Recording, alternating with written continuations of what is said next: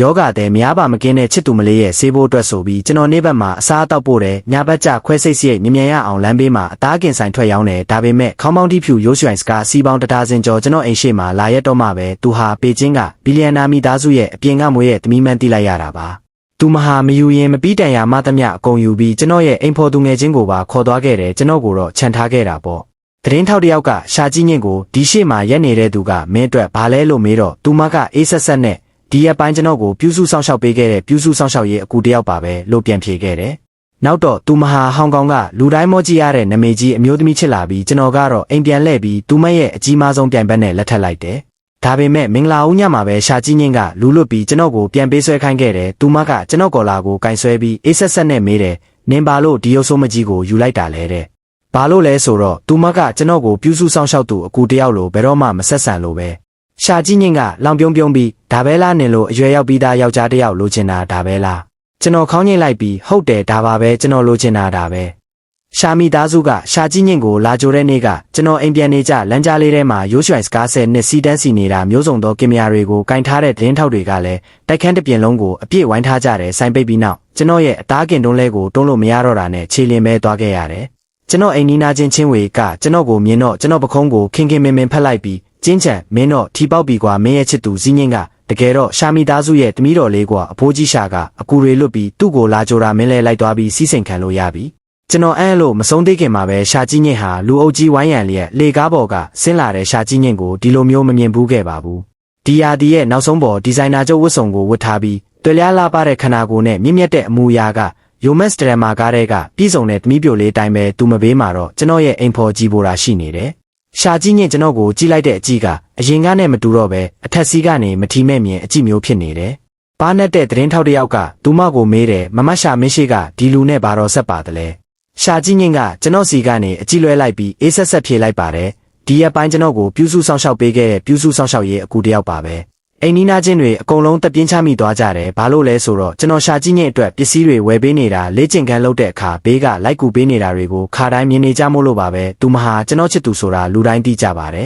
ရုတ်တရက်ဆိုသလိုတနာတဲ့အကြည့်တွေလောင်ပြောင်တဲ့အကြည့်မျိုးစုံကျွန်တော်စီကြားရောက်လာပြီးကျွန်တော်ကြောင်အန်းဖြစ်သွားတယ်ကျွန်တော်ဝတ်ထားတဲ့တစ်ဆက်ရွမ်တန်တီရှပ်ရွမ်နှစ်ဆက်တန်ကင်းဘက်ဖက်နဲ့ပင်ပန်းနွမ်းနယ်နေတဲ့ရုပ်ရည်ကိုပြန်ကြည့်လိုက်တော့လဲပြုစုဆောင်ရှောက်သူအကူနဲ့တကယ်တူနေတာပါပဲဒါပေမဲ့ကျွန်တော်ရှာကြီးညင့်ကို9နှစ်တိုင်ပြုစုခဲ့တာပါသူမကကျွန်တော်ကိုအိမ်နီးနားချင်းလို့ခေါ်ရင်တောင်ကျွန်တော်ဒီလောက်ရှက်ရမှာမဟုတ်ပါဘူးကျွန်တော်ရှေ့ဆုံးကကားစီကိုလျှောက်သွားတော့ရှာကြီးညင့်ကဂျီဘိုရာအတွက်တကားဖွင့်ပေးပြီးတက်ခိုင်းလိုက်ပြီးမှရုတ်တရက်တစ်ခုခုကိုတတိယသွားပြီးကျွန်တော်ဘက်လှည့်မိတယ်နေငါကိုဒီလောက်ကြာပြုစုပေးခဲ့တာဆိုတော့ရချင်တဲ့စုတစ်ခုခုတောင်းပါစုလောက်အနေနဲ့ငါဖြည့်ဆေးပေးမယ်ချင်းဝေကကျွန်တော်ကိုချက်ချင်းလာတော့နဲ့မြင်မြင်လို့လေဒါမင်းအတွက်အခွင့်အရေးရဲ့မင်းကိုပါခေါ်သွားဖို့တောင်းဆိုလိုက်ဒါပေမဲ့ကျွန်တော်ကတော့ဘာမှမလုပ်ရှားပဲရက်နေပြီးလက်ထဲကဆေးအိတ်ကိုပဲငိုင်းနိုင်လှုပ်ပြလိုက်တယ်။မင်းမှာယောဂကျွမ်းနေတဲ့ကင်ဆာမှမရှိတာဒါဆိုရင်လွန်ခဲ့တဲ့နှစ်တွေကမင်းအတွက်ဆေးဝယ်ပေးခဲ့တဲ့ပိုက်ဆံတွေပြန်ပေးပါလားဒါနဲ့နေထိုင်စရိတ်ပါပေါင်းလိုက်ဦးစုပေါင်း9,98,000ယွမ်ကျတင်ပါတယ်။ကျွန်တော်ဖုန်းကိုထုတ်ပြီးကနန်းတွက်ဆက်နဲ့မြန်ပေါင်းပြရင်အတန်ကျဲကျဲနဲ့ပြောလိုက်တယ်။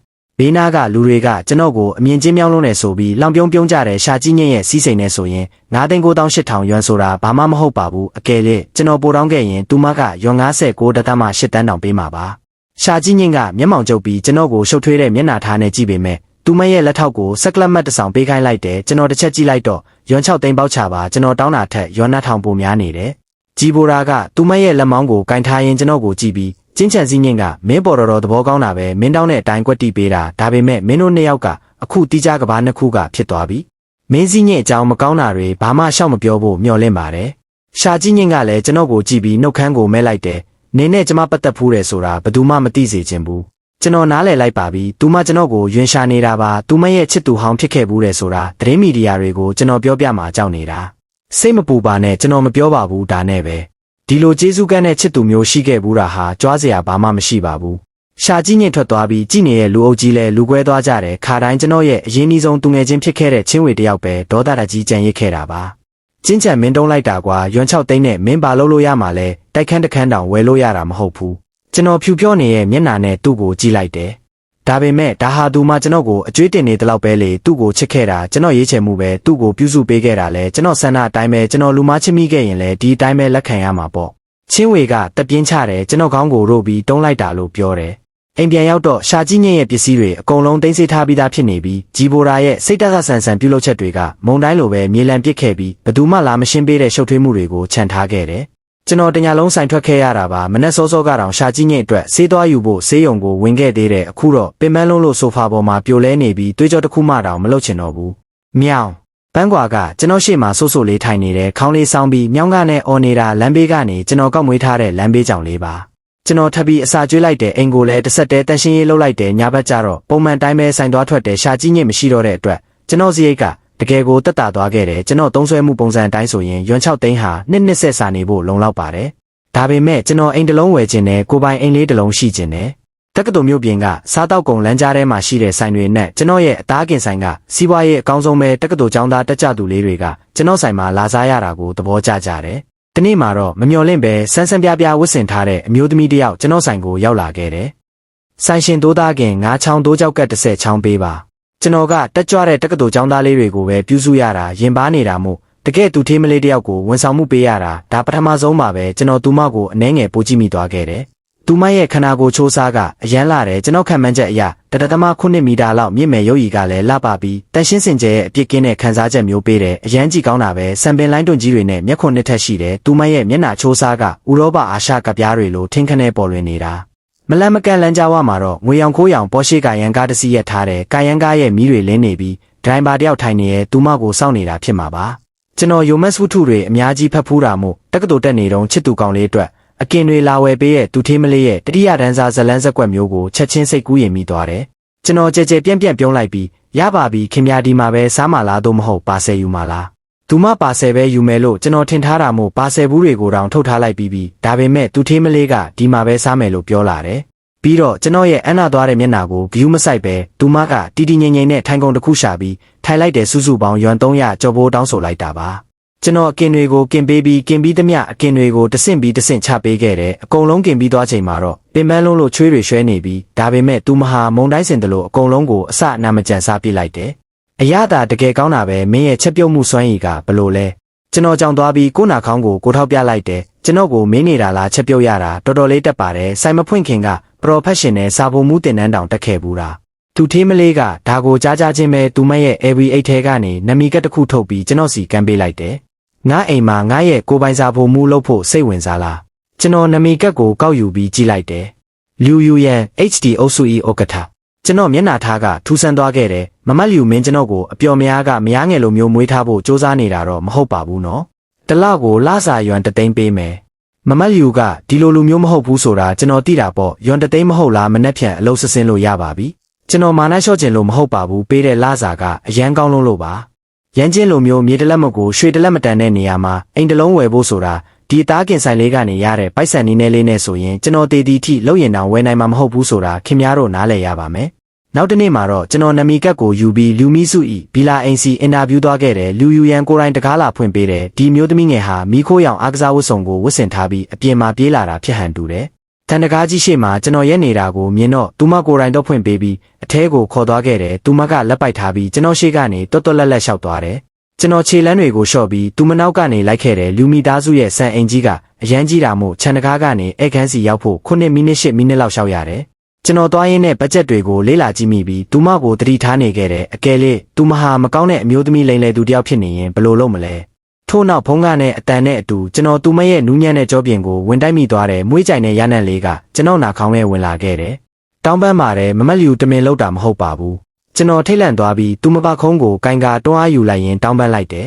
လူယူရန်ကနောက်ဆုံးတော့စိတ်ရှည်မှုကုန်သွားပြီးလက်ကြည့်လိုက်တယ်နင်ငါ့ကိုမိချောင်းပရိရဲ့တုံးနဲ့လိန်လေသူလို့ထင်နေတာလားကျွန်တော်ကြောင်တောင်ဖြစ်သွားတယ်မဟုတ်ဘူးလားလူယူရန်ကဒေါသထွက်နဲ့ရဲလိုက်တယ်သူမကကျွန်တော်ကိုထိုးတော့မလို့လက်မြောက်လိုက်ပေမဲ့ပြန်ထိန်လိုက်တယ်သူမကငါ့ကိုမမတ်လျူလို့မခေါ်နဲ့တော့တေချာကြည့်ပြီးငါဘာတူလဲဆိုတာပြောစမ်းကျွန်တော်တိုးကြည့်လိုက်ပြီးခေါင်းခါလိုက်တယ်ကျွန်တော်မမှတ်မိဘူးစီနင်တကယ်ပဲငါ့ကိုမမှတ်မိဘူးပေါ့ငါကအသားကင်ရောင်းတဲ့ကောင်ပါမင်းလိုချမ်းသာတဲ့သူထေးမလေးကိုဘလို့လို့တိမှလဲမင်းလူမားတာဖြစ်မယ်တလယွမ်တသိန်းရတဲ့အလုပ်ကောင်းကြီးတစ်ခုကအเจ้าမဲ့မိုးပေါ်ကတကြလာစရာမရှိဘူးဆိုတာကျွန်တော်သိတာပေါ့ကြည်ရတာသူထေးမလေးကမျက်စိမကောင်းလို့ကျွန်တော်ကိုတခြားလူနဲ့မားတာဖြစ်မယ်လူယူရန်ကသွားကြိတ်ပြီးရှင်ပြုံးလိုက်တယ်ထုံချင်းချံနင်တာငါ့ကိုမတိဘူးလို့ထပ်ပြောကြည့်လိုက်ဒီသူထေးမလေးစိတ်တူသွားတဲ့အခါအေးဆက်ဆက်အရှိန်ဝါကသူမခန္ဓာကိုယ်တစ်ခုလုံးကနေထွက်ပေါ်လာခဲ့တယ် ကျွန်တော်လည်းဘင်းကိုမတိစိတ်ဖြင့်ကျုံလိုက်ပြီးရှေ့မှာရှိတဲ့အမျိုးသမီးရဲ့တန်ရှင်းလာပါတဲ့မျက်နှာကိုတေချာစိုက်ကြည့်လိုက်တယ်မျက်နှာတစ်ခုလုံးမီးလောင်တန်ရာတွေအမာရွတ်တွေနဲ့ပြည့်နေတဲ့မျက်နှာတစ်ခုကျွန်တော်စိတ်ထဲ flash မီးလိုဖြတ်ခနဲပေါ်လာခဲ့တယ်ဒီမျက်နှာပေါ်ကအမာရွတ်တွေအကုန်လုံးပျောက်သွားခဲ့ရင်ဆိုရင်ကျွန်တော်ရုတ်တရက်လန့်သွားခဲ့တယ်သူမှဘသူလဲဆိုတာချက်ချင်းဆိုသလိုတီးလိုက်ရတယ်ထို့နောက်လှည့်ပြီးရသလောက်မြ мян ထွက်ပြေးလိုက်တယ်နောက်စက္ကန့်မှာပဲကျွန်တော်လက်ကောက်ဝတ်ကိုဆွဲကင်ခံလိုက်ရပြီးအနောက်ကိုခက်ပြင်းပြင်းပြန်ဆွဲခံလိုက်ရတယ်ကျွန်တော်ကြောဘက်နယံနဲ့စောင့်မိသွားတယ်လူယူရန်ရဲ့မျက်နှာကကျွန်တော်မျက်နှာရှေ့ကိုတိုးလာခဲ့တယ်သူမဟာကျွန်တော်ကိုသူမရဲ့ခန္ဓာကိုယ်နဲ့နယံကြားမှာပိတ်လောင်လိုက်ပြီးမောကြည့်လာတယ်ထုံချင်းချန်နင်းထက်ပြေးကြည့်စမ်းပါဦးကျွန်တော်ပြေးချင်ရင်တောင်ပြေးလို့မရတော့ပါဘူးအဓိကကတော့ကျွန်တော်တို့ကအရန်နီးကပ်နေလုံးလို့ပါသူမရဲ့ထွက်သက်ဝင်တက်ကကျွန်တော်မျက်နှာပေါ်ရောက်နေပြီးကျွန်တော်ခွင့်ရေးယူနေတာလို့သူမထင်သွားမှကြောက်တာကြောင့်မလုံဝန့်ခဲ့ပါဘူးတကယ်တော့ရှာကြီးညစ်မတိုင်ခင်ကကျွန်တော်မှာတခြားချစ်သူတယောက်ရှိခဲ့ဘူးပါတယ်ကျွန်တော်19နှစ်ပြည့်တဲ့နွေရာသီတုန်းကចောင်းသားတစ်တယောက်ကျွန်တော်တို့အတန်းကိုပြောင်းလာခဲ့တယ်သူမနာမီကဂျင်းဝမ်နဲ့သူမမျက်နှာမှာမီးလောင်တန်ရာအကြီးကြီးတွေရှိနေခဲ့တယ်အတန်းဖော်တွေအကုန်လုံးကသူမကိုကြောက်ကြပြီးတမင်ဖယ်ကျင်ထားကြတယ်ကန်တင်းမာတောင်ဘာမှမထိုင်ဝန့်ကြဘူးအကုန်လုံးကသူမကွယ်ရာမှာရုပ်ဆိုးမကြီးလို့ခေါ်ကြတယ်သူမရဲ့အတန်းဖော်ကဒီမျက်နှာကိုကြည့်ရင်အိမ်မက်ဆိုးတွေမက်လိုက်မယ်ဆိုပြီးထိုင်ကုန်ပြောင်းပေးဖို့တောင်းဆိုခဲ့တယ်ဆရာမလည်းနေလမ်းမရှိတော့ပဲဘသူကသူမနဲ့အတန်းဖော်လုပ်ချင်တယ်လဲလို့မေးခဲ့တယ်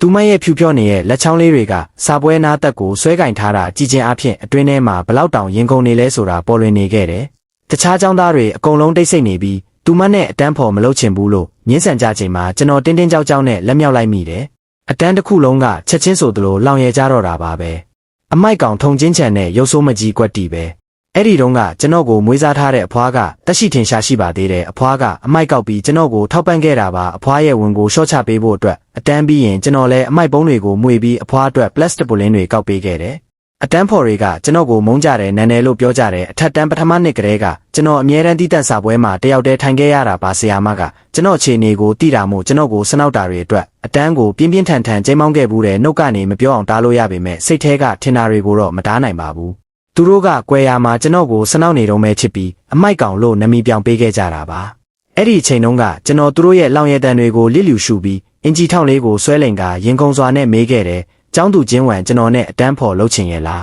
သူမကကျွန်တော်ရဲ့အနံ့ကိုမုံမာကိုကျွန်တော်ကြောက်နေခဲ့တာပါဒါပေမဲ့ဂျင်းဝမ်ကခေါင်းကိုခက်ပြင်းပြင်းညှိလိုက်တယ်မင်းမကြောက်ဘူးဆိုရင်ရပါတယ်ကျွန်မလုပ်ချင်ပါတယ်အဲ့ဒီနောက်ပိုင်းမှာကျွန်တော်တို့အတူတူချိန်တွေပိုကုံဆုံးခဲ့ကြတယ်ဂျင်းဝမ်ကအရန်တော်တာကိုကျွန်တော်တီးလိုက်ရတယ်သူမကအတန်းတစ်ခုလုံးမှာအမြဲတမ်းအမှတ်အများဆုံးရလက်တွေရခဲ့တာပါသူမကကျွန်တော်ရဲ့ចောင်းစာတွေကိုကူညီပေးပြီးကျွန်တော်ကတော့အဖွားကိုယ်တိုင်လှုပ်ထားတဲ့ဇုံးစီကောက်ညင်းထုတ်တွေကိုသူမစီယူလာပေးခဲ့တယ်ကျောင်းပြင်ပကလူမိုက်တွေသူမကိုလာနောက်ဆက်တဲ့အခါကျွန်တော် baseball တို့ကိုကင်ပြီးသူတို့နဲ့ချခဲ့တယ်ကျွန်တော်မှအစားအသောက်အတွက်ပိုက်ဆံမရှိတဲ့အခါသူမကမုံဘိုးရဲ့တဝက်ကိုကျွန်တော်ကိုပေးခဲ့တယ်အထက်တန်းနောက်ဆုံးနှစ်မှာတော့သူမကရုတ်တရက်ကျွန်တော်ကိုချေရေးဆိုခဲ့တယ်သူမနဲ့တကောလိုက်တဲ့ရှောက်ဖို့တောင်းဆိုခဲ့တာပါကျွန်တော်တို့ပီကင်းတက္ကသိုလ်နဲ့ဆင်းဟွာတက္ကသိုလ်ကိုအတူတူသွားဖို့ကတိပြုခဲ့ကြတယ်ကျွန်တော်သူမရဲ့ချေရေးဆိုမှုကိုလက်ခံခဲ့ပါတယ်ပီကင်းတက္ကသိုလ်နဲ့ဆင်းဟွာတက္ကသိုလ်ကိုကျွန်တော်ရဲ့ပထမဆုံးရွေးချယ်မှုအဖြစ်ထည့်ခဲ့တာပါဒါပေမဲ့ရှောက်လာတင်ရမယ့်နောက်ဆုံးရက်မတိုင်ခင်ညမှာတော့ကျွန်တော်9ကျယ်ပွင့်ဟိုတယ်တစ်ခုမှာအချိန်ပိုင်းအလုပ်လုပ်နေတုန်းဂျင်းဝမ်ရဲ့မိသားစုအစားအသောက်လာစားတာကိုတွေ့ခဲ့ရတယ်။ဂျင်းဝမ်ဘေးမှာထိုင်နေတာကအရန်ကြီးကောင်းတဲ့ကောင်လေးတစ်ယောက်ပါသူတို့မိသားစုတွေရေချိုးခန်းသွားချိန်မှာနွေရာသီကျောင်းပိတ်ရက်မှာအဲ့ဒီကောင်လေးကဂျင်းဝမ်နဲ့အတူနိုင်ငံခြားကိုဆေးကူးသားဖို့လိုက်သွားမှဖြစ်ပြီးပြန်လာရင်စစ်ဆက်ကြမယ်လို့ဆွေးနွေးနေတာကိုကျွန်တော်ကြားခဲ့ရတယ်။ကျွန်တော်ကိုတင်ငယ်မိသွားတာကိုဝန်ခံပါတယ်။အိမ်ပြန်ရောက်တော့ရှောက်လွာကိုပြောင်းလိုက်တဲ့ထို့နောက်ဂျင်းဝမ်စီစာပို့လိုက်တယ်ကျွန်တော်တခြားသူကိုချစ်မိသွားပြီးမို့သူမနဲ့လမ်းခွဲကျင်တယ်လို့အဲ့ဒီနောက်ဂျင်းဝမ်ရဲ့ဆက်သွယ်ရန်အချက်လက်အကုန်လုံးကိုဘလောက်လိုက်တယ်ကျွန်တော်ဘယ်ကောလိပ်သွားလဲဆိုတာဘယ်သူမှမသိကြပါဘူးဂျင်းဝမ်စီကလည်းဘာသတင်းမှထပ်မကြားရတော့ပါဘူး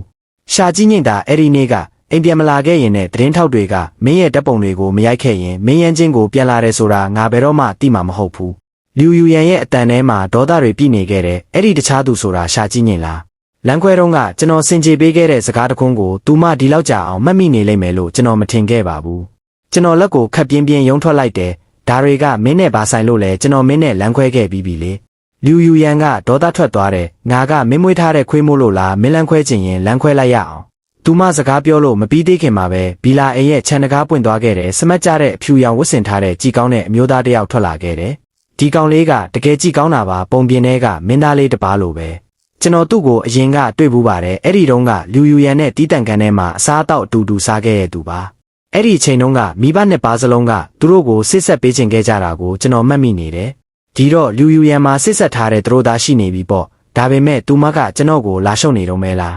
လူတိုင်းကကျွန်တော်ကိုအနိုင်ကျင့်ရတာအယမ်းလွယ်တယ်လို့ထင်နေကြတာလားထုံချင်းချံမမယံမင်းထုံချင်းချံကိုနောက်ဆုံးတော့ရှာတွေးခဲ့ပြီပေါ့အဲ့ဒီကောင်လေးကစကားပြောလိုက်တာနဲ့အယမ်းစိတ်လှုပ်ရှားနေတာပါပဲမမယံဒီကောင်ကမမယံနဲ့ဘာတော်ဆက်လို့လဲလူယူရန်ကခေါင်းညစ်လိုက်တယ်သူမကအဲ့ဒီကောင်လေးကိုညွန့်ပြပြီးမိတ်ဆက်ပေးလိုက်တယ်ရှာစီရှွန်းရှာမိသားစုရဲ့တခင်လေးပါထုံချင်းချံလူယူရန်စကားမဆုံးခင်မှာပဲရှာစီရှွန်းကချက်ချင်းခုန်လာပြီးကျွန်တော်လက်မောင်းကိုကင်လိုက်တယ်မမယံရဲ့ကောင်လေးကဘသူလဲဆိုတာမင်းသိလားကျွန်တော်ကြောင်သွားခဲ့တယ်လူယူရန်ကကျွန်တော်ကိုသူမရဲ့ကောင်လေးပါလို့လူတိုင်းကိုဗဟိုပြုပြီးပွင့်ပွင့်လင်းလင်းပြောပြခဲ့တာပေါ့ရှာကြီးညင်းကကျွန်တော်တို့တွဲနေတုန်းကကြမ်းကြမ်းမာမာပါအဲ့ဒီနောက်အကြောင်းမရှိပဲရုတ်တရက်ကားစင်မပြေမှုဖြစ်ခဲ့တာပါသူမကရှာမိသားစုရဲ့ခေါင်းဆောင်မျိုးသမီးကမရပါမကင်းတဲ့သမီးဖြစ်သူမကိုရှင်းထုတ်ချင်နေရဲ့လို့ထင်ခဲ့တယ်ရှာမိသားစုရဲ့ခေါင်းဆောင်မျိုးသမီးကိုဒီမရပါမကင်းတဲ့သမီးဟာဘာချင်းချောက်မှုမှမရှိဘူးလို့ထင်စေချင်တာမို့ယောဂရောင်ဆောင်ခဲ့တာပါဒါပေမဲ့ကျွန်တော်ကတော့အဲ့ဒါကိုဘာမှမသိခဲ့ပါဘူးသူမကိုဆေးစစ်ဖို့ဆေးဝယ်ပေးဖို့ပိုက်ဆံတွေတောင်စုဆောင်းခဲ့တာပါတစ်ချိန်စီမှာရွံထောင်ပေါင်းများစွာကြာတင်ခဲ့ပြီးကျွန်တော်ကသူမရဲ့ကောင်လေးဖြစ်ဖို့သဘောတူခဲ့တာကြောင့်သူမပေါ်တာဝန်ယူရမယ်လို့ထင်ခဲ့တာပါသူမမှာဘာယောဂပဲရှိကုသပေးဖို့ကျွန်တော်အကောင်းဆုံးစူးစမ်းခဲ့တာပါဒါပေမဲ့သူမဟာတစ်ချိန်လုံးဟန်ဆောင်နေခဲ့တာပါတခင်ကြီးရှာမိသားစုစီပြန်ခေါ်သွားတာတောင်မှသူမကကျွန်တော်ကိုပြုစုဆောင်ရှောက်သူအကူလို့ပဲတခြားသူတွေကိုပြောခဲ့တာပါဒါကိုတွေးမိတော့ကျွန်တော်လူယူရန်ကိုကြည့်လိုက်ပြီးနည်းနည်းစိတ်လှုပ်ရှားသွားခဲ့တယ်အဲ့ဒီတုန်းကသူမအပေါ်ကျွန်တော်အမှားမကင်းဖြစ်ခဲ့သလားဆိုတာကိုသိကျင်စိတ်တွေပြင်းပြနေခဲ့တာပါရှာစီရှုံးကကျွန်တော်နာတိုးလာပြီးတိုးလေးပြောလိုက်တယ်မမယံကမင်းကိုကြိုက်နေရင်တောင်မှငါကလူမိသားစုကသူမအတွက်ရွေးချယ်ပေးထားတဲ့စစ်ဆက်ထားသူပဲမင်းကိုမင်းပြန်ကြည့်ပါဦးလက်ရှိမမယံနဲ့မင်းနဲ့တန်တယ်လို့မင်းထင်နေတာလားသူမကအရင်လိုရုပ်ဆိုးမလေးမဟုတ်တော့ဘူးမင်းကတော့အနက်ဆိုးထွက်နေရဲ့အသားကင်ရောင်းသူတိုင်းပဲရှိနေတော့မယ်ကျွန်တော်ကြောင်သွားပြီးရှာစီရှုံးရဲ့ဂိုင်ထားမှုကိုမတိမတာယုံထုတ်လိုက်ပါတယ်ဒါပေမဲ့ရှာစီရှုံးကကျွန်တော်သူ့ကိုပြင်းပြင်းထန်ထန်တွန်းထုတ်လိုက်တယ်လို့မျိုးဟန်ဆောင်ပြီးကျမ်းပြင်ပေါ်ဖင်ထိုင်လျက်လဲကျသွားခဲ့တယ်အဲ့ဒီကောင်လေးကကျွန်တော်ကိုချက်ချင်းစမျောမျက်နှာနဲ့ကြည့်လိုက်ပြီးတနာစရာကောင်းအောင်မေးခဲ့တယ်အကိုချင်းချံပါလို့ကျွန်တော်ကိုတွန်းလိုက်တာလဲကျွန်တော်လူယူရန်စီချက်ချင်းကြည့်လိုက်မိတယ်ဒုက္ခပါပဲဝတ္ထုတွေတဲကယောက်ျားကလေးကจิตတွေရဲ့မကောင်းကြံတာခံရတဲ့ဇက်ကွက်မျိုးကျွန်တော်စီရောက်လာတော့မယ်လူယူရန်ကရှာစီရှွန်းအတွက်ကျွန်တော်ကိုစိတ်တူတော့မယ်လို့ထင်လိုက်ချိန်မှာပဲလူယူရန်ကကျမ်းပြင်ပေါ်ကရှာစီရှွန်းကိုစိုက်ကြည့်ရင်ရှုပ်ထွေးတဲ့မျက်နှာထားဖြစ်သွားခဲ့တယ်ငါ့ကိုမျက်စိကန်းနေရဲ့ထင်နေတာလားချင်းချံကနင့်ကိုလုံးဝတော့မထိရသေးပါဘူးနင်တကယ်ပဲစိတ်တစရိုက်ပြနေတာလားငါအိမ်ကိုမလာဖို့အရင်ကတည်းကတတိပေးထားပြီးသားတော့အခုငါကောင်လေးရှိမှဘာတွေလာပြဆက်ခင်းနေတာလဲဒါကိုပြောပြီးတာနဲ့သူမကကျွန်တော်လက်ကိုကင်ပြီးအထဲကိုခေါ်သွားခဲ့တယ်ကြောင်အန်းဖြစ်ကြံခဲ့တဲ့ရှာစီရှုံးကိုတော့အနောက်မှာခြံထားခဲ့တာပေါ့လူမိသားစုရဲ့အခန်းကြီးကအရန်ကျဲတာပါအထဲကအစေခံတွေလည်းသူတို့အလုံးနဲ့သူရှုံနေကြပြီးမမျော်လင့်ပဲရောက်လာတဲ့အဲ့ဒီဖြစ်သူကျွန်တော်ကိုဘယ်သူမှဒုတိယအကြိမ်ပြန်မကြည့်ကြပါဘူးလူယူရန်ကကျွန်တော်အတွက်ရေတစ်ခွက်ကိုယ်တိုင်ငှက်ပေးပြီးထိုင်ဖို့ပြောတယ်ချင်းချန်အဲ့ဒီတုန်းကနင်ပို့ခဲ့တဲ့စာကအတူမဟုတ်လားနင်တခြားသူစီစိတ်မြင်ခဲ့ပါဘူးနော်ဟုတ်တယ်မလားဟုတ်တယ်ဆိုရင်လည်းဟုတ်တယ်မဟုတ်ဘူးဆိုရင်လည်းမဟုတ်ဘူးပေါ့အဲ့ဒီစာကတော့အတူပါဒါပေမဲ့နောက်ပိုင်းမှာကျွန်တော်တခြားသူကိုတကယ်ချစ်မိသွားခဲ့တာရှာကြီးညင်းကကျွန်တော်ကိုစပ်ပြီးလိုက်ခဲ့တာဆိုပေမဲ့ကျွန်တော်သူ့ကို9နှစ်တိုင်တိုင်ပြုစုပေးခဲ့တာမို့သူ့အပေါ်တန်ရောစင်ရှိခဲ့တာတော့အမှန်ပါပဲကျွန်တော်လုပ်ခဲ့တာတွေကိုမငင်းချင်ပါဘူးရလိုက်ကမာယွင်းခဲ့တယ်ဆိုရင်တောင်မှပေါ့ရှာစီရှွန်းဆိုတာရှာကြီးညင်းရဲ့အဖေတူမေခွဲမောင်လေးပါလူယူရန်ကသူနဲ့ဆစ်ဆက်ခဲ့တာလုံးဝမဟုတ်ပါဘူးနှစ်ဖက်မိသားစုကလူကြီးတွေရဲ့တစ်ဖက်သက်ဆန္ဒပဲရှိခဲ့တာပါဒါကြောင့်ကျွန်တော်လည်းလူမိသားစုမှာပဲဆက်နေပြီးလူယူရန်ရဲ့ကိုပိုင်စာဖို့မှုလုပ်ပေးခဲ့တယ်လူယူရန်ကကျွန်တော်အတွက်သူမအခန်းနဲ့ကက်လျက်အခန်းတစ်ခန်းတောင်တီးတန့်ပြင်ပေးထားသေးတယ်ကျွန်တော်နားမလည်နိုင်အောင်ဖြစ်သွားရတာကတော့ညဘက်အခန်းထဲဝင်သွားတော့မှကုတင်ကြီးပေါ်မှာစောင်းကြုံစရာစောင်းတော်မရှိတာကိုသတိထားမိလိုက်တာပါပဲကျွန်တော်အိမ်ဖော်အုပ်ချုပ်သူစီသွားမေးတော့အိမ်ဖော်အုပ်ချုပ်သူကတေချာတဲ့မျက်နှာပေးနဲ့ပြောတယ်မင်းနဲ့ပတ်သက်သမျှအကုန်လုံးကိုမမလေးကိုယ်တိုင်စီစဉ်ထားတာပါကျွန်တော်ထိန်းချုပ်မှုအောက်မှာမရှိပါဘူးမမလေးစီသွားမေးလိုက်ပါတယ်ကျွန်တော်လည်းစိတ်ကိုဒုံဒုံချပြီးလူယူရန်ရဲ့တကားကိုခောက်လိုက်တဲ့အတွင်းထဲကဝင်ခဲ့လေဆိုတဲ့အတန်ကြားလိုက်ရတယ်တကားတုံးဖွင့်ပြီးအထဲဝင်သွားတော့အိတ်ခမ်းထဲမှာလူယူရန်ကိုမတွေ့ရပါဘူးရေချိုးခမ်းထဲကရေကျတန်ကြားနေရတယ်သူမရေချိုးနေတာကိုကျွန်တော်ကိုဝင်ခဲ့ခိုင်းတာပေါ့နောက်မှပြန်လာမယ်လို့ပြောမလို့ပြင်လိုက်ချိန်မှာပဲရေချိုးခမ်းတကားပွင့်လာခဲ့တယ်လူယူရန်ဟာရေဆိုနေတဲ့ပင်လယ်ရေမော်လိုဆံပင်တွေကိုဖြေချထားပြီးညဝိအင်ဂျီနဲ့လန်းဆန်းစွာထွက်လာခဲ့တယ်ကျွန်တော်မကြည့်ပဲမနေနိုင်အောင်ဖြစ်သွားခဲ့ရတယ်နာဘူးမို့လို့မဟုတ်ပါဘူးနော်သူမရဲ့ခနာကိုချိုးစားကအရန်လာလုံးလို့ပါညဝိအင်ဂျီအောက်ကရှေ့လျားလာပါတဲ့ခြေတံတွေပေါ်နေပြီးခါကလည်းလက်နဲ့ကင်လို့ရလောက်အောင်သေးတွေကရင်ဘက်ချိုးစားကလည်းအရန်လာတာပါဖိုးဆိုးတာကသူမဟာတမင်ဆက်တုံးလုံးလုံးနေတာပါပဲမြေခွေးမလေးလို့ကျွန်တော်ကိုတဲ့တဲ့စိုက်ကြည့်နေတာကျွန်တော်တက်နှစ်ဆက်ကြော်နေလာတာဒီလိုသွေးဆောင်မှုကိုဘလို့လုံးအောင်စီးနိုင်မှာလဲအဲ့ဒီနေရာမှာတင်နှာခေါင်းသွေးချင်ကြလာတော့တာပါပဲလူယူရန်လန့်သွားပြီးချက်ချင်းပြေးလာကကျွန်တော်မေးစေကိုမပေးတဲ့ခေါင်းကိုအနောက်မောခိုင်းပြီးသူမကုတင်ချင်ရင်မှထိုင်ခိုင်းလိုက်တဲ့တရှူးချို့ယူပြီးကျွန်တော်နှာခေါင်းကိုပိတ်ပေးရင်ရွင်ရှာတဲ့အတန်နဲ့ပြောတယ် နင်ပါလို့ဒီလောက်ပြောညံ့ရတာလဲရှာကြီးညိတ်နဲ့ငါးနှစ်တိုင်တိုင်အတူနေခဲ့တာမဟုတ်ဘူးလားဒါမျိုးမမြင်ဘူးလားကျွန်တော်အယမ်းမတရားခံရတယ်လို့ခံစားရတာနဲ့ပြန်ဖြေလိုက်မိတယ်သူမကကျွန်တော်ကိုဘယ်တော့မှမထိခိုင်းဘူးရဲစရာကောင်းတာကရှာကြီးညိတ်ကကျွန်တော်ကိုအရင်ဆက်လိုက်ခဲ့တာပါဒါပေမဲ့သူမကကျွန်တော်ကိုသူခိုးတယောက်လိုတတိထားဆောင်ကြည့်ခဲ့တယ်အထူးသဖြင့်ယောဂကျွမ်းလာပြီးနောက်ပိုင်းကျွန်တော်သူ့အပေါ်ဘလောက်ပဲကောင်းကောင်းသူမကအမြဲတမ်းအိပ်ဆက်ပြီးစိတ်တဆဆန်နေခဲ့တာဒါပေမဲ့ကျွန်တော်ရဲ့အိမ်ဖော်ကြီးဘိုရာကြတော့အရန်သဘောကောင်းပြီးဂယူးဆိုင်ပြခဲ့တယ်ကြီးဘိုရာကအရန်ရုပ်ချောပါတယ်ဖော် S ကားရောင်းဆိုင်မှာအယောင်းဝန်ထမ်းလုပ်တာပါအခါတခါကရှာကြီးညိတ်ကတန်းကောင်ကျော်မှကျွန်တော်စီစာပို့ပြီးနိုးလက်ဖက်ရီမှာခိုင်းတာမျိုးခကြခဏလုတ်တက်တဲ့ခွက်သေးတစ်ခွက်ကိုရွံ30ကျတင်တာပါနောက်တော့မှဂျီဘိုရာရဲ့ဝီချက်ခိုက်တက်များမှာအဲ့ဒီနိုးလက်ဖက်ရီကိုပဲတွေးလိုက်ရတော့တယ်အဲ့ဒီတော့မှရှာကြီးညိတ်ကသူ့အတွက်မာပေးတာမှန်းတီးလိုက်ရတာပါကျွန်တော်ဒေါသထွက်လုံးလို့ဆိုင်ပိတ်ပြီးအိမ်ပြန်လာတော့ရှာကြီးညိတ်ကဂျီဘိုရာရဲ့ရင်ခွင်ထဲမှာခွေနေတာကိုတွေးလိုက်ရတယ်သူတို့နှစ်ယောက်ဂိမ်းစော်နေကြတာပါကျွန်တော်ဂျီဘိုရာကိုဆွဲထုတ်လိုက်ပြီးရှာကြီးညိတ်ကိုမေးလိုက်တယ်ငါမင်းကိုထိဖို့စူးစမ်းရင်တော့မင်းမိုင်ပေါင်းများစွာဝေးအောင်ပြေးနေပြီသူကြတော့ဒီလောက်နီးနီးကက်ကက်နေလို့ရနေတာလားမင်းရဲ့ကောင်လေးကဘသူလဲအဲ့ဒီကောင်လားငါလားရှာကြီးညိတ်ကနာကောင်းကိုအုပ်လိုက်ပြီးပြောတယ်နင်အိမ်ပြန်လာတိုင်းဟင်းချက်စီနံ့တွေထွက်နေတာအရန်ယွန်ဖို့ကောင်းတယ်နင့်နားမှာနေရတာအန်ဂျင်စရာကြီးဂျီဘိုရာကလည်းပြောသေးတယ်အကိုချင်းချန်အထင်မလွဲပါနဲ့ဇီးညိတ်နဲ့ကျွန်တော်ကအကိုထင်တယ်လို့မဟုတ်ပါဘူးကျွန်တော်ကသူ့ကိုမိန်းကလေးတူငယ်ချင်းလိုပဲမြင်တာပါအဲ့ဒါကြောင့်ဒီလိုခက်စိမ့်စိမ့်မနေတာပါအဲ့ဒီမနက်ကကျွန်တော်ရေချိုးကန်းထဲမှာရေရမ်းကြချိုးခဲ့တယ်ဆိုင်ထွက်တာကိုတောင်လုံးဝရက်လိုက်တော့မလားလို့တွေးမိခဲ့သေးတယ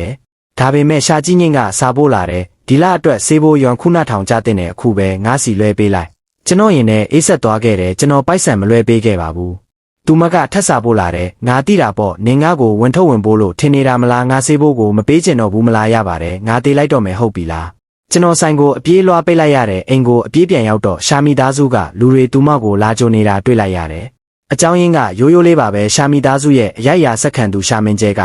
အယိုးကင်စာနဲ့အသက်ငယ်ငယ်နဲ့တေဆုံးသွားခဲ့တာပါရှာစီရှွန်းကြတော့ဘာမှမလုပ်တတ်တဲ့အလာကားကောင်ဖြစ်နေတဲ့တုံးတဲ့အပြင်စီဝါရေးစီမံခန့်ခွဲမှုအကြောင်းလဲဘာမှမသိပါဘူး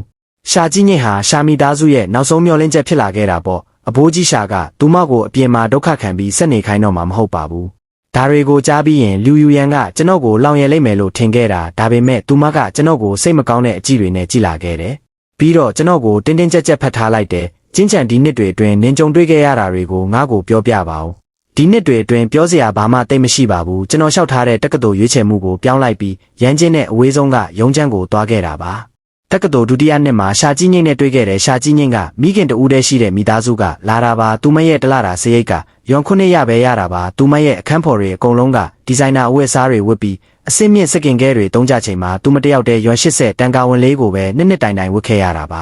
ါကျွန်တော်ကအဲ့ဒီတုန်းကတည်းကအချိန်ပိုင်းအလုံးလုံးနေပြီးမို့အဖွားစီကပိုက်ဆံမတောင်းတဲ့အပြင်ကျွန်တော်စုဆောင်းထားတဲ့ပိုက်ဆံတွေကိုပါလစဉ်အဖွားစီပို့ပေးခဲ့တာပါကျွန်တော်တက်ငယ်ငယ်တုန်းကစွန့်ပစ်ခံခဲ့ရတာမို့ဘာသာစကားအရကိုမွေးမိဘတွေဘယ်သူမှမသိပါဘူးအဖွားကဒီကဘာမှာကျွန်တော်ရဲ့တခုတည်းသောမိသားစုပါဒါပေမဲ့အဖွားကရုတ်တရက်ဆုံးပါသွားခဲ့ရတယ်အမိုက်ကောက်နေတုန်းကားတိုက်ခံရတာပါဆေးရုံပို့ခဲ့ရင်မမီတော့ပါဘူးအရင်ကြားချင်းမိုးကြိုးပစ်ချခံလိုက်ရတယ်လို့ခံစားလိုက်ရတဲ့အဖွားကိုတက်တောင့်တက်တာတက်ရှိချမ်းမှစွာနေထိုင်စေရမယ်လို့ကျွန်တော်ဂတိတစ္ဆာပြုထားခဲ့တာပါသဘောကောင်းတဲ့အဖွားကလည်းအသက်100အထိနေပါမယ်လို့ကျွန်တော်ကိုဂတိပေးခဲ့ဘူးတယ်ဘာလို့ဂတိဖြတ်သွားရတာလဲရှာကြီးညိတ်ကခွင်တောင်းပြီးကျွန်တော်နဲ့အတူပြန်လိုက်လာပေးခဲ့တာပါအဖွားရဲ့နာရေးကိစ္စတွေကိုကူညီဆောင်ရွက်ပေးခဲ့ပြီးကျွန်တော်ကိုစိတ်တက်မကြဖို့အားပေးခဲ့တယ်အဖွားတည်ဆုံးမှုအတွက်လျော်ကြေးငွေရွမ်3သိန်းကိုကျွန်တော်ဘဏ်ကတ်ထဲလွှဲပေးခဲ့ကြတယ်ကျောင်းပြန်ရောက်တော့ရှာကြီးညိတ်ကကျွန်တော်ကိုစာပြီးလိုက်တော့တာပါပဲအဲ့ဒီတုန်းကကျွန်တော်ဘဝကစိတ်ပျက်စရာကောင်းပြီးမျောလင့်ချက်မရှိတော့ဘူးလို့ထင်ခဲ့မိတယ်အကြောင်းမရှိပဲငိုမိတာမျိုးတွေတောင်ရှိခဲ့တယ်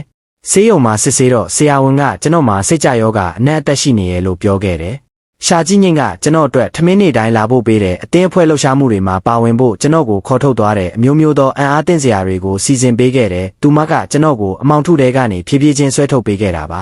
ဒါကြောင့်သူမကရင်ဖွင့်လာတဲ့အခါကျွန်တော်လက်ခံခဲ့တာပါဒါပေမဲ့ပွဲရတဲ့နှစ်မှာရှာကြီးညိတ်ကားဆင်မပြေမှုဖြစ်ခဲ့တယ်ဆေးရုံမှာစစ်ဆေးပြီးပြန်လာတော့သူမမှာယောဂကျွမ်းနေပြီလို့ပြောခဲ့တာပါကျွန်တော်အဲ့ဒီတုန်းကအရန်ကြောက်သွားခဲ့တယ်အဖွားလိုပဲသူမပါကျွန်တော်ကိုစွန့်ပစ်သွားမှကြောက်မိလို့ပါဒါကြောင့်သူမရဲ့ဆေးဖို့အတွက်ပိုက်ဆံစုဖို့အလုပ်များကြီးကိုတပြိုင်နက်တည်းလုပ်ခဲ့တာပါကျွန်တော်တို့ရဲ့ကိုပိုင်အိမ်လေးရှိဖို့အမြဲမမောခဲ့တာမို့သူမရဲ့အခြေအနေနည်းနည်းတက်တာလာတာနဲ့ရန်ချင်းကိုခေါ်လာခဲ့တာပါဒီနေရာကကျွန်တော်အဖွားရဲ့တင်ချိုင်းနဲ့နီးလို့ပါအကယ်၍ရှာကြီးညိတ်ရဲ့ယောဂမပြောက်ကင်းပဲဆုံးပါသွားခဲ့ရင်အဖွားရဲ့တင်ချိုင်းပေးမှာကျင်းကြီးတကျင်းတူပြီးရှာကြီးညိတ်နဲ့ကျွန်တော်အတူတူလဲလျောင်းကမြေကြီးနဲ့ကို့ဘာသာဖုံးအုပ်လိုက်မယ်လို့စိတ်ကူးထားခဲ့တာပါကျွန်တော်တို့3ယောက်ပဲတော့မှမခွဲတော့ဘူးပေါ့ဒါပေမဲ့ရှာကြီးညိတ်ကမတေခဲ့ပါဘူးကျွန်တော်ကတော့ပိုက်ဆံရဖို့ရှာနေရတော့မှာပဲ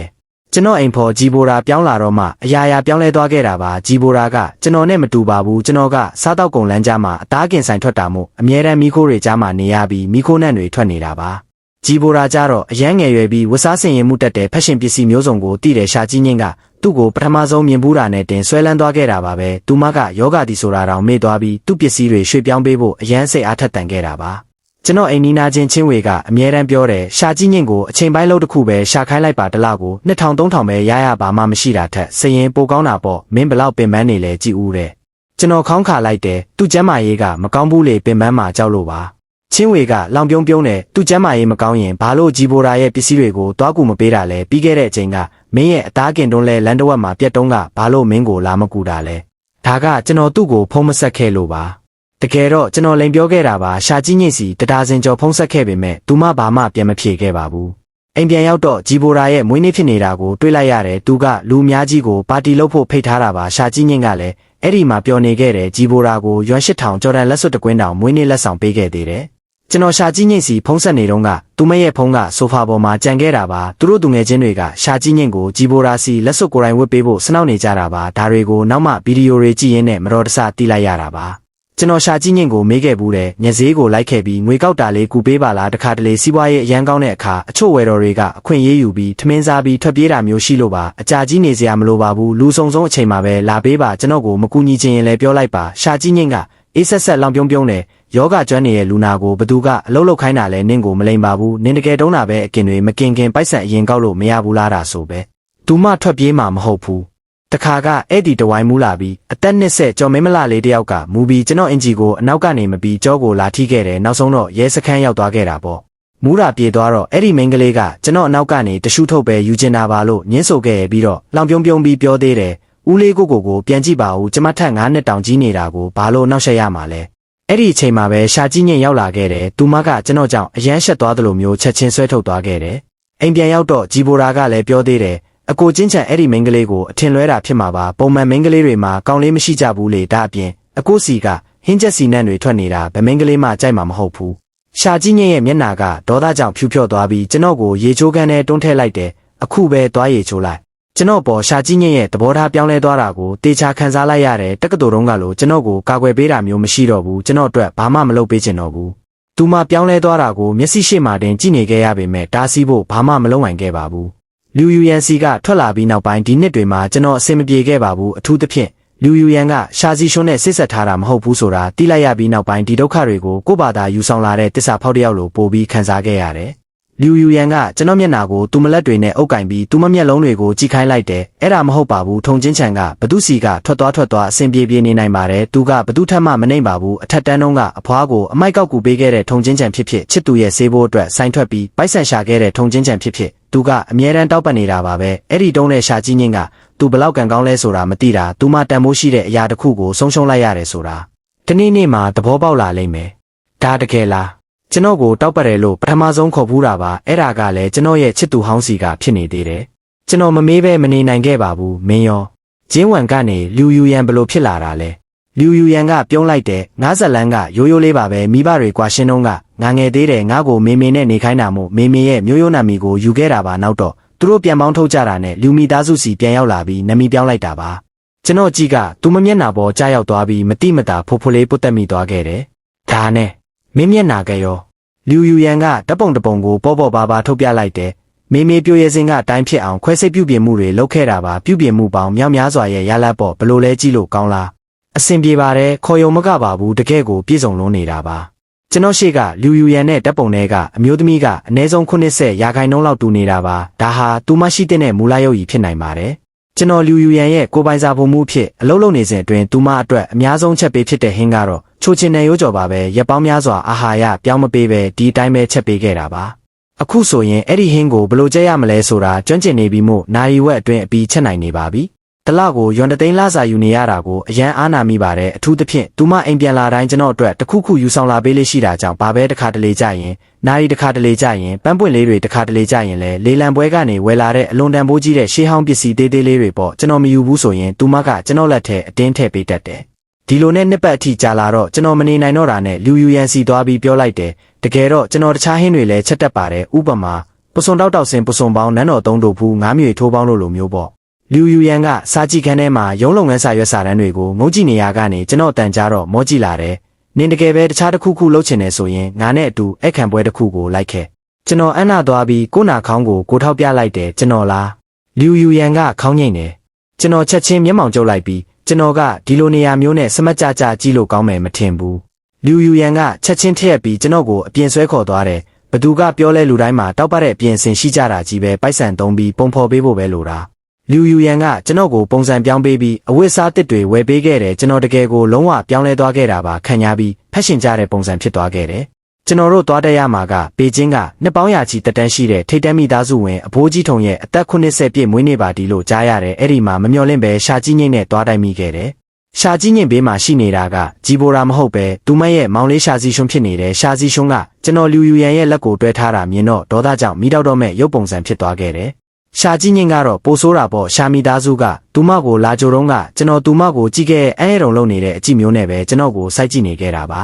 လွန်ခဲ့တဲ့အချိန်ကအဖော်ချွတ်ခံလိုက်ရပြီးနောက်ရှာစီရှွန်းကဟန်တော်မဆောင်တော့ပဲရွဲဆောင်ဆောင်ပြောလာတယ်မမယံမမကအသားကင်ရောင်းတဲ့ကောင်နဲ့ပေါင်းဖို့အပြက်လန်းခွဲလိုက်တာလားငါကသူ့ထက်အများကြီးမြင့်မြတ်တာကိုသူကမမကိုဘာပေးနိုင်လို့လဲလူယူရန်ကပြောလိုက်တယ်နေတက်24နှစ်ရှိပြီမဟုတ်လားအခုထိနင့်ဘာသာနင်တပြားတပယ်ရှာဘူးလို့လားနင့်ရဲ့မြင့်မြတ်ပါတယ်ဆိုတာနင့်မိသားစုအတိုင်းဝိုင်းကိုပြောတာလားရှာစီရှွန်းရဲ့မျက်နာကဒေါသကြောင့်မဲရွယ်သွားတယ်မိသားစုအတိုင်းဝိုင်းကောင်းတာလဲအားသာချက်တစ်ခုပဲမဟုတ်ဘူးလားလူယူရန်ကခေါင်းငိမ့်တယ်မိသားစုအတိုင်းဝိုင်းကောင်းတာကအားသာချက်တစ်ခုဖြစ်တာမှန်ပေမဲ့ဒါဟာသူများထက်တာတယ်ဆိုပြီးဘဝင်မြင့်ရမယ့်စင်ကြေတော့မဟုတ်ဘူးရှာစီရှွန်းကတခါတည်းစကားမဆက်နိုင်တော့ဘူးအဲ့ဒီစားရှာကြီးငင်းကကျွန်တော်ကိုအေးဆက်ဆက်စိုက်ကြည့်ပြီးပြောလာတယ်ထုံချင်းချန်နေငါစီလာတော့မှမနေတာဆန်းတော့မဆန်းပါဘူးပိုကြီးကောင်းပြီးပိုကျန်းတာတဲ့ချစ်သူတရားသွားတာကိုဒါပေမဲ့နင်မသိသေးတာတခုကသူမကမျက်နာကိုခွဲစိတ်ပြုတ်ပြမှုတွေအများကြီးလုပ်ထားတာအရင်ကတကယ်ရုပ်ဆိုးမကြီးပါနင်ငါစီမှာလာတော့မှရမယ့်အစားပါလို့အဲ့ဒီရုပ်ဆိုးမကြီးနဲ့တမင်ပေါင်းနေရတာလေကျွန်တော်လောင်ပြုံးလိုက်တယ်ဘာလို့လဲဆိုတော့သူမကကျွန်တော်ကိုပြူးစုဆောင်ရှောက်သူအကူတယောက်လိုမဆက်ဆံလို့ပဲရှာကြီးငင်းကခါမြကြောင်သွားပြီးမှမထီမဲ့မြင်ပြုံးလိုက်တယ်နင်လဲဒါပဲတက်တာကိုကျွန်တော်ခေါင်းကိုခက်ပြင်းပြင်းညှိလိုက်တယ်ဟုတ်တယ်ဒါပဲတက်တယ်ဒါပဲလိုချင်တာရှာကြီးငင်းကသွားကြိတ်ထားလုံးလို့လက်ထဲကဝိုင်ခွက်တောင်ကျိုးချိန်မတက်ဖြစ်သွားခဲ့တယ်ရှာစီရှုံးကလက်ပိုက်လိုက်ပြီးမာနာထန်းထန်းနဲ့ပြောတယ်ထုံချင်းချံဘဝင်မမြင့်နဲ့ဦးဒီနေ့ငါမတ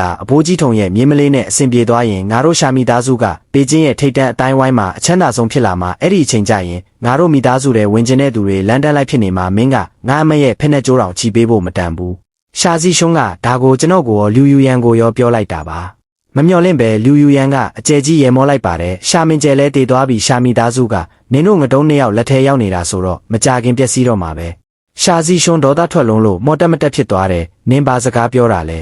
ဲလူယူရန်ကပခုံးတွန်းပြလိုက်တယ်ကြားတဲ့အတိုင်းပဲလ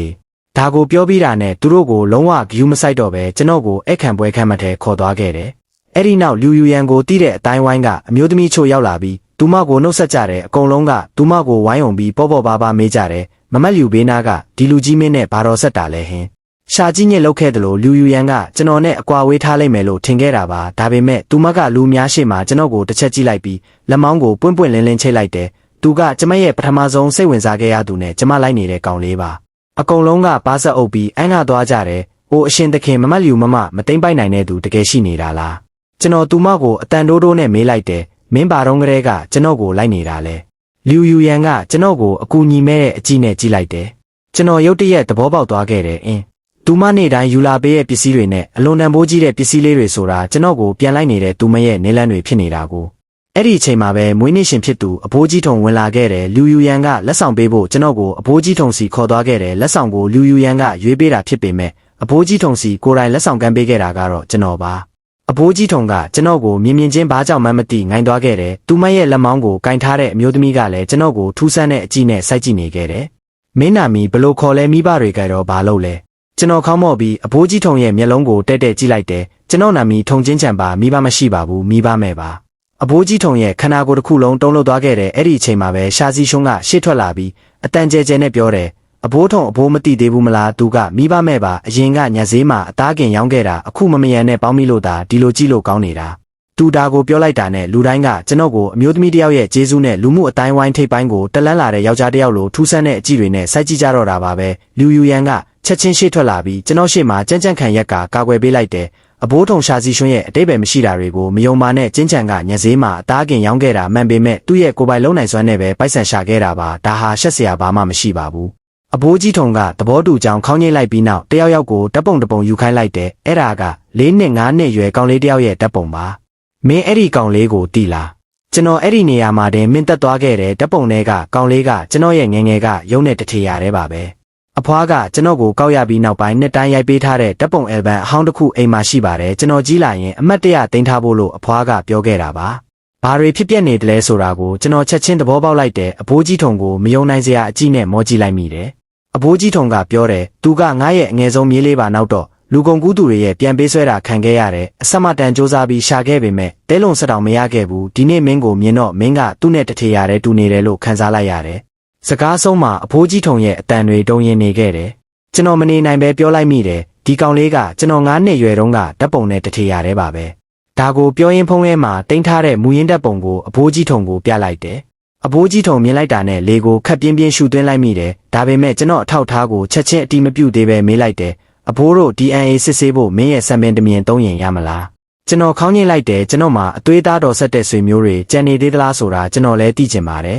အဘိုးကြီးထုံကကျွန်တော်ဆံပင်တမြင်ကိုနှုတ်ယူပြီးလက်ထောက်စီကမ်းပေးလိုက်တယ်မြင်လို့ဒီစစ်ဆေးမှုကိုဦးစားပေးလုပ်ပါမွေးနေ့ရဲ့ခံပွဲဟာမိသားစုအတိမတ်ပြုပွဲဖြစ်ပြောင်းလဲသွားခဲ့တာပါတက်ရောက်လာသူအတီးတီးမှာမျက်နှာမူရအမျိုးမျိုးရှိနေကြတယ်အထူးသဖြင့်ရှာကြီးညစ်ဟာလက်ထဲကဝိုင်ခွက်ကိုတင်းတင်းကြပ်ကြပ်ဆုပ်ကင်ထားပြီးကျွန်တော်ထပ်ပင်ပိုးပြီးရင်ခုန်စိတ်လှုပ်ရှားနေပုံရပါတယ်မကြာမီမှာပဲအဘိုးကြီးထုံရဲ့ဖုံးမိလာခဲ့တယ်အဲ့ဒါကသူ့ရဲ့လက်ထောက်စီကဖြစ်ပြီးအလွန်ဝမ်းသာအားရအတန်နဲ့ပြောလာတာပါအဘိုးကြီးစစ်ဆေးမှုရလဒ်ထွက်လာပါပြီမစ္စတာထုံချင်းချန်နဲ့တခင်လေးထုံတို့ကြားကသွေးစည်းမှုရာခိုင်နှုန်းဟာ69.9%ရာခိုင်နှုန်းအထိရှိပါတယ်အဲ့ဒီစကားကြားချင်းပဲအဘိုးကြီးထုံရဲ့ဖုံးဟာကျမ်းပြင်ပေါ်ကျသွားခဲ့တယ်သူမဘေးကအမျိုးသမီးကလည်းအပြေးလွှားရောက်လာပြီးကျွန်တော်ကိုဖက်ကဝမ်းနေပူဆွေးတဲ့အတန်နဲ့မောင်လေးလို့ခေါ်လာခဲ့တယ်ရှာစီရွှန်းရဲ့မျက်နှာကတေတူလိုဖြူဖြော့သွားခဲ့တယ်ဒါဘလို့လို့ဖြစ်နိုင်မှာလဲသူကအသားကင်ရောင်းတဲ့ကောင်ပဲလေဘလို့လို့ထုံမိသားစုရဲ့ပြန်ပေးဆွဲခံလိုက်ရတဲ့အငယ်ဆုံးသားဖြစ်နေရတာလဲမမစကားတခွန်းလောက်ပြောပါဦးငါတို့အခုဘာလုပ်ကြမလဲရှာကြီးညင်လက်ထဲကဝိုင်ခွက်ဟာဖုံးကနဲ့အတန်နဲ့အတူကြေမိုးသွားခဲ့တယ်ဖန်ခွဲဆက်တွေကသူမလက်ကိုရှက်မိပြီးသွေးတွေရွှဲယိုကျလာခဲ့တယ်ထုံမိသားစုကကျွန်တော်အတွက်ကြီးကျယ်ခမ်းနားတဲ့အတိအမှတ်ပြုပွဲကိုကျင်းပပေးခဲ့တယ်လို့လူယူရန်နဲ့ဆိတ်ဆက်ကြောင်းလမ်းမှုကိုလည်းကြေညာခဲ့ပါတယ်စစ်ဆက်ပွဲမတိုင်ခင်ညမှာပဲရှာကြီးငင်းကကျွန်တော်ကိုတကယ်ပြန်ပေးဆွဲပြီးခေါ်ထုတ်သွားခဲ့တာကိုဘယ်သူမှမသိခဲ့ကြပါဘူးရှာအုပ်စုဆန်အိမ်ရဲ့အမိုးပေါ်ကိုပေါ့ရှာကြီးငင်းကကျွန်တော်မျက်လုံးဖုံးကိုချွတ်လိုက်ပြီးကျွန်တော်ခြေထောက်တွေကိုစုပ်ကင်ကစိတ်တက်အဆန်နဲ့မျက်နှာပေးနဲ့မောကြည့်လာခဲ့တယ်ကျင်းချန်လူယူရန်ကိုမယူပါနဲ့သူမကနင်းရဲ့အမှန်တကယ်အထောက်ထားကိုအရင်ကတည်းကသိနေတာပါနင်းရဲ့အထောက်ထားကပေးနိုင်မဲ့အကျိုးမြတ်တွေကိုလိုချင်လို့သာနင်းကိုယူချင်နေတာမဟုတ်ရင်ဘာလို့နင်းကိုအခန့်ပွဲခေါ်သွားမှာလဲဘာလို့အဖိုးကြီးထုံစီကိုယ်တိုင်တွန်းပို့ပေးမှာလဲကျွန်တော်ရေမောလိုက်ပါတယ်ငါးထောက်ထားကသူမအတွက်အကျိုးမြတ်ပေးနိုင်တယ်ဆိုရင်သူမကိုပေးရတာကျွန်တော်ပြောပါတယ်မင်းငါရဲ့ချစ်သူဖြစ်ခဲ့တုန်းကမင်းကိုထောက်ပံ့ပေးဖို့ငါလုံးဝလိုလားရှိခဲ့တယ်လို့မျိုးပေါ့ရှာကြီးညင်ကြောင်အန်သွားပြီးမယုံနိုင်စရာမေးလာခဲ့တယ်နင်ကသူမမတတ်မာတဲ့စိတ်နဲ့ချစ်တာကိုမဂရုစိုက်ဘူးပေါ့ကျွန်တော်ပြန်ပြောလိုက်တယ်မင်းတို့ကတော့ငါ့ကိုလိုက်ခဲ့တုန်းကမတတ်မာတဲ့စိတ်မရှိခဲ့ဘူးလို့ထင်လို့လားအဲ့ဒီယွမ်3သိန်းရော်ချင်းငွေလေးတက္ကသိုလ်တုန်းကရှာကြီးညင်ကငါနဲ့တွဲရင်သူမအတွက်ဒုက္ခအများကြီးတက်တာမယ်လို့ထင်ခဲ့တာပါဒါပေမဲ့ဝမ်းနည်းစရာကောင်းတာကအခြေအနေတွေဘလောက်ပဲခက်ခဲပါစေသူမဘလောက်ပဲစကားချိုပြောပါစေငါအဲ့ဒီပိုက်ဆံကိုဘယ်တော့မှမထိခဲ့ပါဘူးငါအတွက်တော့ဒီပိုက်ဆံဟာအဖွားရဲ့တက်ဆောင်ကြိုးပါပဲရှာကြီးညင်ကျမ်းပြင်ပေါ်ပြိုလဲသွားခဲ့တယ်လူယူရန်ကရဲတွေနဲ့အတူအချိန်မီရောက်ရှိလာခဲ့တယ်ရှာမင်ကျဲတေဆုံးသွားပြီးနောက်သူမအမေကအဘိုးကြီးရှာဟာရှာကြီးညင်ကိုပြန်ခေါ်မယ်ဆိုတာသိခဲ့တာပါဒါကြောင့်သူနဲ့သူမယောက်ျားဘဝတစ်ခုလုံးဆူဆောင်းခဲ့တဲ့မိသားစုစည်းစိမ်တွေကိုမရပါမကင်းတဲ့တမိလက်ထဲမရောက်စေချင်တာနဲ့ရှာအုပ်စုကိုတိတ်တဆိတ်ထုတ်ရောင်းပိုက်ဆံအကုန်ယူပြီးနိုင်ငံခြားကိုထွက်ပြေးသွားခဲ့တာပါရှာစီရွှန်းကြတော့သူမနဲ့အတူအစီအစဉ်လုပ်ဖို့တုံးလုံးနေခဲ့တာပါသူမကမထွက်သွားခင်သူ့ကိုပါခေါ်သွားခြင်းပေမဲ့ရှာစီရွှန်းကရှာမိသားစုမှာဘီလီယံနဲ့ချီတဲ့ပိုင်ဆိုင်မှုတွေရှိနေသေးတယ်လို့ထင်ပြီးသူ့မိနဲ့အတူဒုက္ခခံဖို့နိုင်ငံခြားကိုလုံးဝမလိုက်ခဲ့ပါဘူးရှာအုပ်စုဟာအခွင့်အရေးတန့်ဖြစ်သွားခဲ့ရတာပါရှာကြီးညစ်ပြန်ရောက်လာပြီးနောက်အဖိုးကြီးရှာကသူမရှာအုပ်စုကိုပြန်လဲဥမော့လာအောင်လုပ်ပေးနိုင်မယ်လို့မျှော်လင့်ခဲ့ပေမဲ့သူမကပွဲရပြီးကတည်းကတရက်မှအလုံးမလုပ်ဘူးတာကြောင့်ထုံမိသားစုနဲ့အမျိုးတော်ဖို့အကြံရခဲ့တာပါကျွန်တော်ရဲ့အမှန်တကယ်အထောက်ထားပေါ်ပေါက်သွားပြီးနောက်သူမရဲ့ဒီမင်္ဂလာကြံစီဟာလုံးဝပျက်စီးသွားခဲ့ရတယ်ဒါကိုမကြနိုင်ရင်ပဲကျွန်တော်ကိုပြန်ပေးဆွဲကလူယူရန်ရဲ့မတမာတဲ့စိတ်တွေကိုကျွန်တော်ရှေ့မှာဖော်ထုတ်ပြီးကျွန်တော်စိတ်ကိုပြောင်းလဲစေချင်ခဲ့တာပါဒါပေမဲ့ကျွန်တော်ရဲ့စကားတွေကသူမကိုမိုးကြိုးပစ်ချလိုက်တယ်လို့ဖြစ်သွားခဲ့တယ်တယောက်ကိုဒီလောက်အကျွမ်းမဲ့ချစ်နိုင်တယ်ဆိုတာသူမမယုံနိုင်ခဲ့ပါဘူးဒါပေမဲ့ငိုင်းနိုင်နဲ့ပဲအရင်ကကျွန်တော်သူမကိုအကျွမ်းမဲ့ချစ်ခဲ့ဘူးရဲ့ဆိုတာကိုသူမသတိရသွားခဲ့တာပါ ရှာအုပ်စုကိုပြန်လဲအသက်သွင်းဖို့ခြေတလန်းပဲလိုတော့တာပါကြီးမားလာတဲ့နောင်တတွေကသူမကိုလွှမ်းမိုးသွားပြီးမျက်ရည်တွေစီးကျလာခဲ့တယ်သူမဘာတွေဆုံးရှုံးလိုက်ရလဲဆိုတာကိုနောက်ဆုံးတော့သဘောပေါက်သွားပုံရပါတယ်ရဲတွေသူမကိုခေါ်ထုတ်သွားချိန်မှာသူမကဆက်တိုက်ပြောနေခဲ့တယ်ကျင်းချံတောင်းပန်ပါတယ်ငါတောင်းပန်ပါတယ်ကျင်းချံတကယ်တော့သူမဆုံးရှုံးလိုက်ရတာဟာသူမငယ်စဉ်ကတည်းကသူမအပေါ်လင်းလက်ပေးခဲ့တဲ့တောက်ပတ်တဲ့ကျဲပွင့်လေးပါပဲလူယူရန်ကကျိုးတွေကိုလာဖြေပေးပြီးကျွန်တော်မျက်နှာကိုနူးညံ့စွာပုတ်တက်ပေးခဲ့တယ်ကျွန်တော်အတွက်စိတ်မကောင်းဖြစ်နေတဲ့ပုံစံနဲ့ပေါ့ကျင်းချံကရှင်းပြနိုင်ပါတယ်ငါနင်းရဲ့အထောက်ထားမှန်ကိုအစကတည်းကတီးခဲ့တာမဟုတ်ပါဘူးနင်းဖွားဆုံးသွားပြီးဒီကဘာမှာနင်းတယောက်တည်းကြံခဲ့ပြီလို့နင်းပြောပြပြီးမှသာနင်းမိသားစုကိုရှာပေးဖို့ငါဆုံးဖြတ်ခဲ့တာပါအဖိုးကြီးထုံရဲ့မွေးနေ့အခမ်းပွဲမတိုင်ခင်တနာရီကစားကြည့်ခန်းနဲ့နင်းဝင်လာတော့ကငါလက်ထဲမှာကင်ထားတာတွေကနင်းရဲ့အချက်လက်အကုန်လုံးပါငါနင်းမိသားစုကိုရှာပေးခဲ့တာကငါကြိုးမြတ်အတွက်မဟုတ်ပါဘူးနင်းကိုဂယူးဆိုင်ပြီးချစ်ပေးမဲ့သူတွေပိုရှိလာစေခြင်းလို့ပါကျွန်တော်သူမကိုရင်ခွင်နဲ့တင်းတင်းကြပ်ကြပ်ပွေးဖက်လိုက်ပြီးသူမရွှေနာဘူးလေးကိုနမ်းရှိုက်လိုက်တယ်ငါသိပါတယ်ဒါတွေအကုန်လုံးကိုငါသိပါတယ်ကျွန်တော်ထွက်သွားပြီးနောက်ပိုင်းအိမ်ထောင်ပြုတ်ကျင်ခဲ့ရင်သူမရှာစီရှွန်းနဲ့ဆစ်ဆက်ခဲ့တာကြာလာပြီပေါ့အဲ့ဒီတုန်းကရှာမိသားစုကတန်ခိုးထွားနေချိန်မို့ဘာလို့ငါ့ကိုစောင့်နေတော့မှလဲ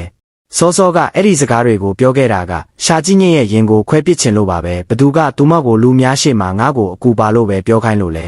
သူမဘဝတစ်ခုလုံးကပေါ်အပြစ်ရှိစိတ်နဲ့ပဲရှင်ပြိုင်နေထိုင်သွားရတော့မှာပါတခြားယောက်ျားတစ်ယောက်နဲ့တွေ့တိုင်းငါနဲ့တိတ်တဆိတ်နှိုင်းရှင်နေမိလိမ့်မယ်လို့ငါလောင်းကြီးထက်ရဲတယ်အဲ့ဒီယောက်ျားကငါ့လိုမချွေးမချံမချစ်ပေးနိုင်ရင်သူမဟာအဆုံးမရှိတဲ့ကိုတန်တရားတွေထဲမှာတေချာပေါက်ပိတ်မိနေမှာပါသူမဘဝတစ်ခုလုံးဘယ်တော့မှအေဂျင့်တော့မှာမဟုတ်ပါဘူးသူမနဲ့ငါကြားကခါးသီးမှုတွေအကုန်လုံးလဲအခုတော့ပြေလည်သွားခဲ့ပါပြီကျွန်တော်တို့မင်္ဂလာပွဲကျင်းပတဲ့နေ့မှာကျွန်တော်ချစ်ရတဲ့သူတွေခြံရံလျက်စိတ်ကြိုက်ချုပ်လုပ်ထားတဲ့ဝတ်စုံကိုဝတ်ဆင်ပြီးကိုပိုင်ပျော်ရွှင်မှုစီကိုခြေတလန်းချင်းလျှောက်လန်းခဲ့တယ်ဇလန်းရဲ့အဆုံးသက်ကော်စောနီရဲ့အဆုံးမှာတော့အဖြူရောင်မင်္ဂလာဝတ်စုံကိုဝတ်ဆင်ထားတဲ့တွယ်လျားလားပါတဲ့လူယူရန်ကချစ်ချင်းရဲ့ဂရီမျက်လုံးတွေနဲ့ကျွန်တော်ကိုစိုက်ကြည့်နေခဲ့တာပါတစ်ချိန်တည်းမှာပဲရှာကြီးညင်ရဲ့ပြစ်ဒဏ်ကိုကြေညာခဲ့ပါတယ်ပြန်ပေးဆွဲမှုမှာပါဝင်မှုအတွက်သူမကိုထောင်ဒဏ်10နှစ်သတ်မှတ်လိုက်တာပါမင်္ဂလာခမ်းမကခေါင်းလောင်းတန်နဲ့တရားသူကြီးရဲ့တစ်သားတူတန်တို့ဟာတပြိုင်နက်တည်းထွက်ပေါ်လာခဲ့ပါတယ်အဲ့ဒီနေ့ကစပြီးကျွန်တော်ကတော့နှွေးထွေးတဲ့နေအောင်ကြီးစီဥတီသွားခဲ့ပြီးသူမကတော့မရဲစီတန်းတန်းမတ်မတ်သွားခဲ့ရတော့တာပါပဲ